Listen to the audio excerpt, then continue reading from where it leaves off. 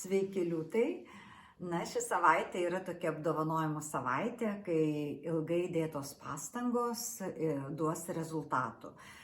Tai negalima sakyti, kad pasisekė per fuksą ar netikėtai, ar tiesiog jums gali net pavyduoliai pavydėti ir sakyti, jiem tai sekasi, čia tam žmogui tikrai taip sekasi, ir tą gavo, ir tas malonaus atsitiko, ir tokie nuostabus dalykai vyko.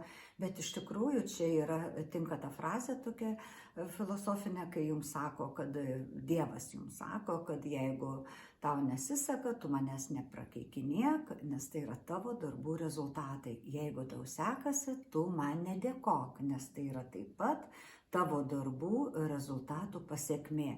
Taigi šią savaitę jums galėsite nedėkoti dievams, nes bus viskas tikrai puikiai ir būsite įvertinti ir turėsite teisę tikrai dievams nedėkoti už jūsų atėjusią sėkmę ir pripažinimą.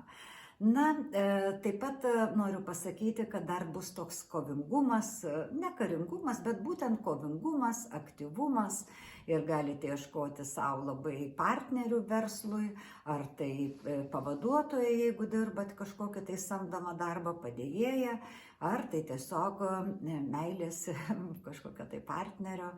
Ir kovosite už tai aktyviai, maloniai, taip pat sargiai, švelniai kovosite, tai yra ne agresyvi kova, o toks aktyvumas padidintas. Tai mėly liūtai, jūsų aktyvumas gali irgi duoti rezultatus, bet jau kitą savaitę. Šią savaitę akcentuokitės į darbą. Ate.